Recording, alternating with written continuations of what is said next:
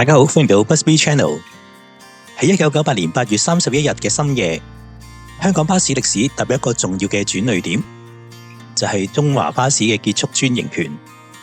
呢間曾經壟斷港島巴士路線超過60年嘅巴士公司，就此告別主舞台。對巴士迷而言，佢唔單止係一間公司嘅落幕，更加其中一個集體回憶嘅終章。當時唔少市民同埋巴士迷紛紛咁樣出去影相，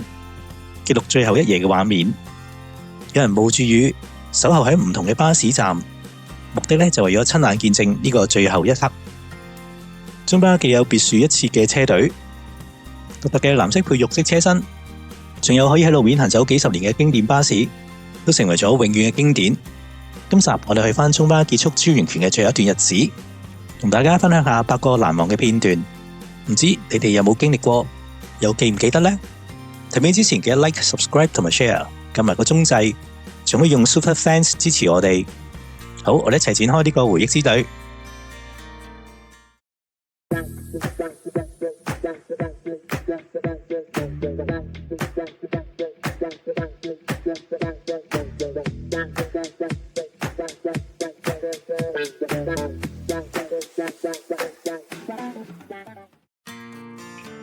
中華汽車有限公司，簡稱中巴，成立於1923年，喺9月2號由顏成坤同埋佢嘅妹夫黃耀南所創立㗎。中巴最初就係九龍半島嘅巴士營運商，主要係營運九龍區嘅巴士路線。後來到咗1933年，獲得香港島嘅專利巴士專營權，開始壟斷港島區嘅巴士服務，曾經風光一時。佢嘅服務初期都係引入英國嘅巴士，所以佢外形同英國嘅古董巴士非常之相似，充滿咗英倫氣息。2次世界大戰之後，就引入大量嘅英國雙層巴士，例如佳牌同埋珍寶等等，建立起強大嘅車隊。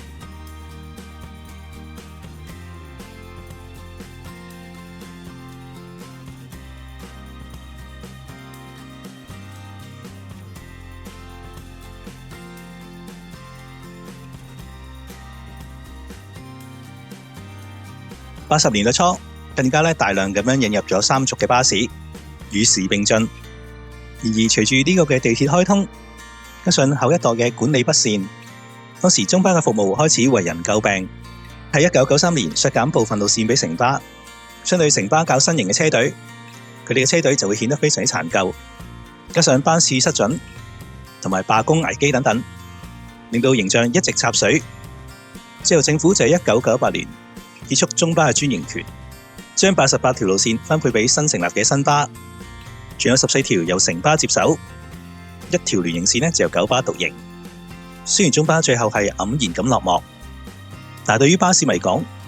仍然係充滿住非常之多嘅回憶。今集我同大家分享下喺中巴結業之前嘅一段時光，其中8個令我好回味嘅片段。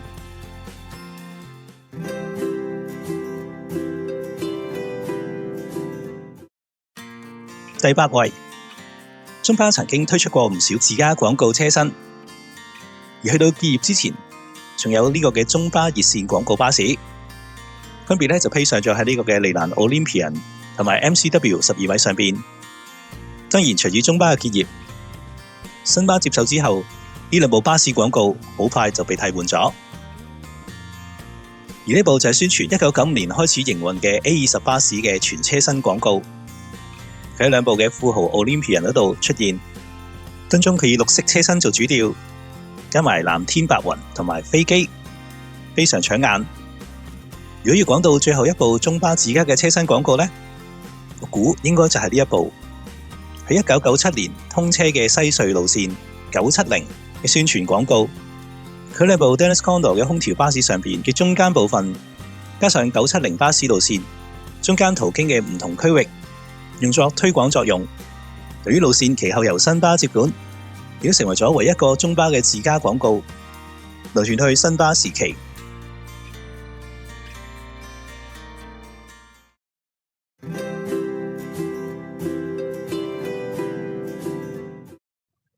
第7位，中巴最後嘅新巴士就係 Volvo 嘅 Olympian 11.3米嘅空調巴士。佢整體嘅外觀同九巴嘅 AV 非常之相似，都配上咗大嘅路線牌，而部分路線牌上邊更加加上咗 China Motor Bus 嘅標記，非常型仔。為咗建立呢個新嘅形象，中巴更加係首次選用咗銀色作為車身嘅主色，再加上藍色嘅線條，巴士迷就會叫佢哋做銀號。佢喺97年尾98年頭陸續登場，為中巴車隊帶嚟一啲新嘅氣息。不過好景不常，佢哋行車幾個月後，中巴就要結束呢個專營權。更可惜嘅係，其中兩部巴士遇上咗嚴重嘅交通意外。其中 VA60 喺交通意外之後，成個頭蹼受損嚴重；而 VA63 就因為誤入咗呢個嘅啟德機場客運大樓入邊，成個上層車頂被削去。兩部巴士喺行走之後冇幾耐，就已經需要入廠大維修。令人震驚嘅係，中巴喺結束專營權之前完成咗維修，其中需要重置上層車身嘅 VA63 車尾太平門位置變得非常之獨特，呢度成為咗佢嘅特徵。最後呢兩部巴士都順利咁樣完成到交接，俾新巴繼續佢哋嘅服務。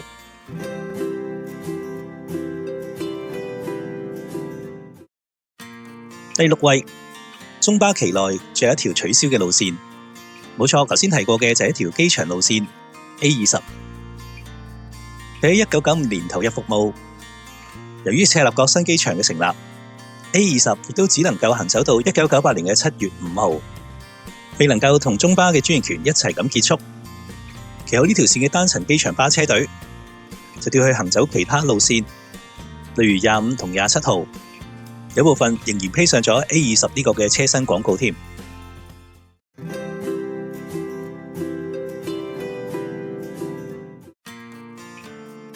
第5位對我嚟講係一個非常之重要嘅回憶，就係由香港歷史博物館舉辦嘅中巴柴灣車廠參觀活動。之前我已經喺另一條片分享過呢次嘅參觀㗎啦，有興趣嘅朋友可以去返。今集我就唔多講啦。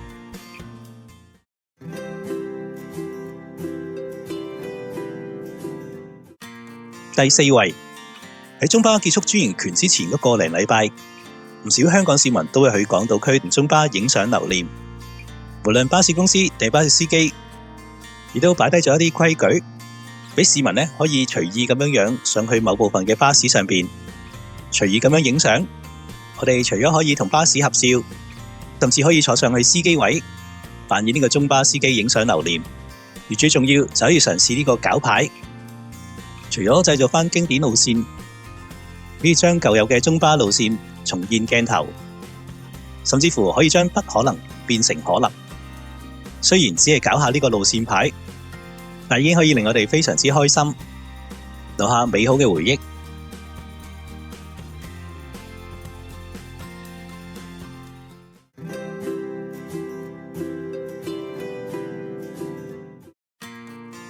第3位，雖然中巴嘅專營權結束咗，但係佢當時仍然保留咗幾部巴士作為佢嘅非專利車隊，所以唔會過渡到新巴。喺8月30號，呢幾部巴士突然由柴灣車廠行去隔離嘅埃索油站入油，令到一眾嘅巴士迷同埋市民可以睇到佢哋未來保留嘅非專利車隊。當中保留咗2部嘅雙層巴士，富豪 Olympian 就最為矚目啦。佢哋分別係 VA62 同埋 VA64。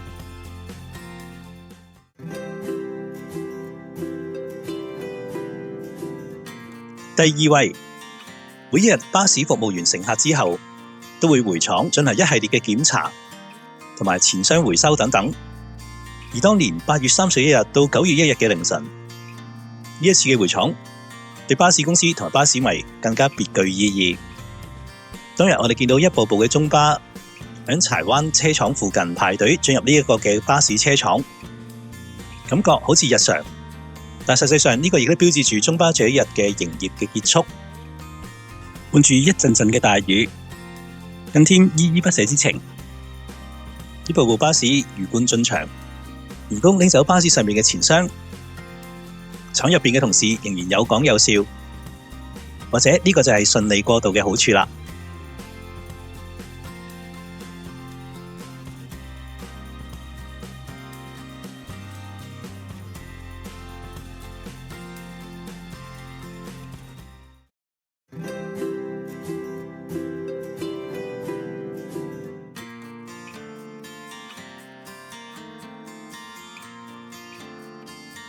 第一圍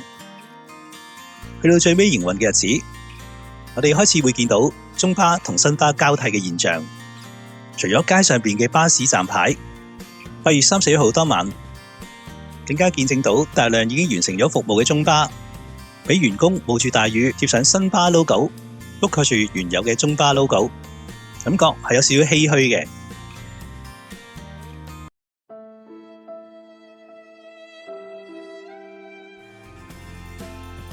不過同時間亦都表示會迎嚟一啲新嘅變化，就好似時間開始接近零時嘅時候，小西灣總站就開始出現新巴同中巴嘅合照，而其中84M 路線呢部珍寶成為咗中巴最後一部營運嘅路線。對於大量嘅市民合照，最後尾佢延遲到0時10分先開出，緊接住嘅就係一部新巴嘅 DART， 緊隨其後開出。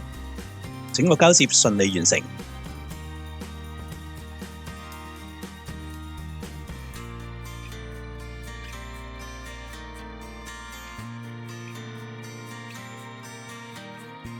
中巴對幾代香港人而言，唔止係一種公共交通工具，更加係一段歷史嘅承載者。經歷過香港嘅好多風風雨雨，中巴嘅身影貫穿住整個城市嘅發展，亦都映照出香港社會嘅變遷。每日載住百萬嘅乘客來往城市之間，當你回首呢段光陰，唔單止係懷念中巴，更加係一種對舊日香港嘅追憶。嗰年代講求耐性，人情味濃，節奏稍慢，但係有溫度嘅年代。中巴嘅離場，某程度咧就象徵咗香港城市步伐嘅加快，同時都提醒我哋發展咧雖然好重要，但係記憶都同樣珍貴。而你對中巴有咩印象呢？你冇同我一樣喺中巴叫之前瘋狂咁樣影相呢？歡迎留言話俾我聽。下一集我哋再見，拜拜。